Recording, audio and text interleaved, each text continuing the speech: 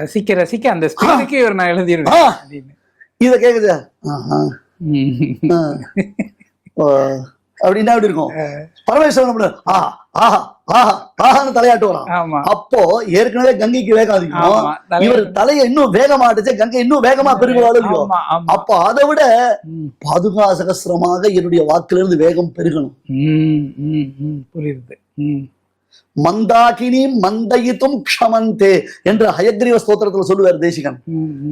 நாங்கள்லாம் பேச ஆரம்பிச்சோம்னா கங்கையாவது காவிரியாவது அந்த ஸ்பீடுலாம் ஒண்ணுமே இல்லைன்ற. அது ஹிருதயத்துல எம்பெருமான் ஹயக்ரீவன் பண்ணின அனுகிரகம்.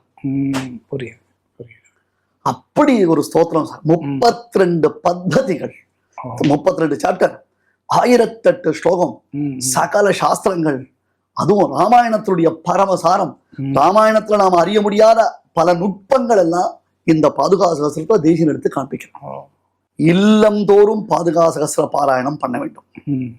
நாம முன்னாடியே நவகிரகத்திற்கு ஒரு பரிகாரம் ஒண்ணு கேட்டோம். நான் அப்ப தசாவதாரம் ஒண்ணு சொன்னேன்.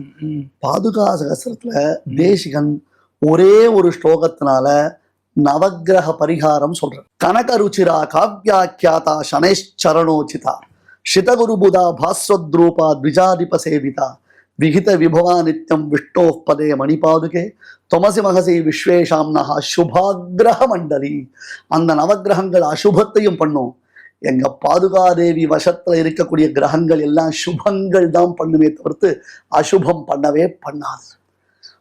பகவானுடைய பாதுகையை நாம் வணங்கினோமேயானால் எப்பேற்பட்ட நவகிரகத்தின் துன்புறுத்தலிலிருந்தும் நாம் விடுதலை அடையலாம்.